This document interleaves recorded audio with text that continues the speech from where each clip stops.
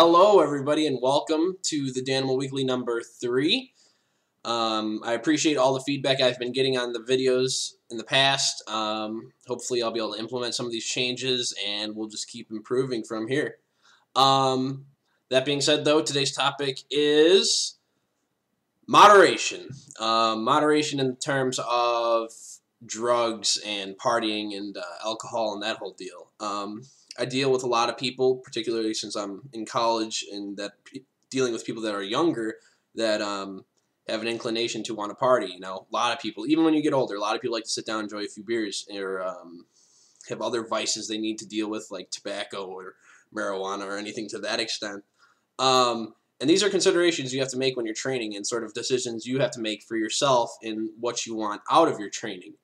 So rather than talk too much specifically about each individual drug and kind of like how to address that, the big overriding theme when it comes to whether it be alcohol, tobacco, or marijuana is that you need to moderate how much you're ingesting. So like for cigarettes or tobacco, you know, like you can't be smoking a pack a day and hope to make any real significant progress, whether it be like strength and conditioning or fitness or your body composition. Not to say that it's impossible. I'm sure there are plenty of people that are extremely strong to smoke a lot of cigarettes or anything to that extent, but just in leading a conducive and congruent lifestyle, it's just something that doesn't fit in to a large extent. So you have to moderate that. So, you know, if you're a social smoker and only when you're drinking or something you smoke a couple cigarettes, that's not going to be the end of the world. It's not going to have a significant impact on your training. Same thing for cigars. I've recently picked up, started cigar smoking. It's not like I don't smoke like 10 cigars a day or anything ridiculous like that. I smoke like a couple cigars a week. And I've looked at a lot of the academic research on it, and the general consensus is if you smoke anything less than 1 to 2 cigars a day, it does not have any statistical increase in the likelihood of you contracting any sort of life-shortening disease or ailment. So if you smoke, 1 to 2 cigars a week, or anything less than 1 cigar a day, basically, you're not going to notice any significant impacts on your health. Same thing for marijuana. You know, if you're smoking weed like 3 to 4 times a day, it's not good. It's not going to help you in any way in terms of your strength and conditioning or your physical aspirations. So again, you have to moderate that. Not that I'm condoning the consumption of illegal substances, but if you were to smoke weed on a moderate basis, maybe a couple times a week, again, it's just like cigars. It's not going to have a significant impact on your health too much.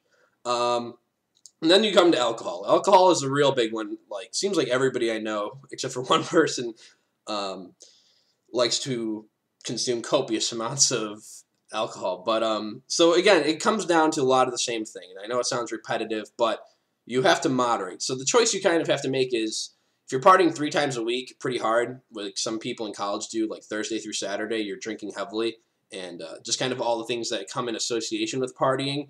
Like you going to the taco place at like 2 in the morning, or getting pizza or whatever, and then there's anything else that might happen when you're doing these sorts of activities. The decision you sort of have to make is, are you willing to sacrifice 1 or 2 of those 3 days that you're partying in order to better yourself physically? So I always tell people there's a lot of different forms in this. Like the Zone has like cheat days in terms of diet, and then like I know Johnny Payne talks a lot about a free day, and I like the free day idea a lot better. It's this idea that 1 day a week you get to go nuts. If you want to eat Dairy Queen and drink 12 beers or whatever, obviously don't end up in the hospital. But if you want, you can do whatever you want today. You can just munch on Dairy Queen and beer.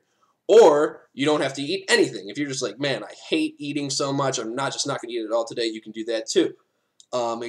In terms of training and diet, it's kind of like a reset button. It forces your hormonal levels. Like if you're eating the same food every day and you keep getting like consistent and repetitive like hormone spikes, like your body, it just tends to get boring.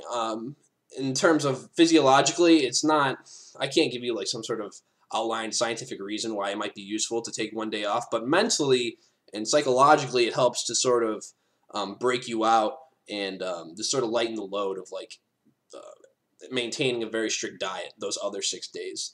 So the 1 free day is great. It just kind of reduces the stress of always eating a perfect diet. So that's kind of what I would say. You know, it's not to say that you can't drink or smoke. It's just you have to moderate it heavily. So take your one day, your one free day, go nuts, and then the other 6 days, stay on it.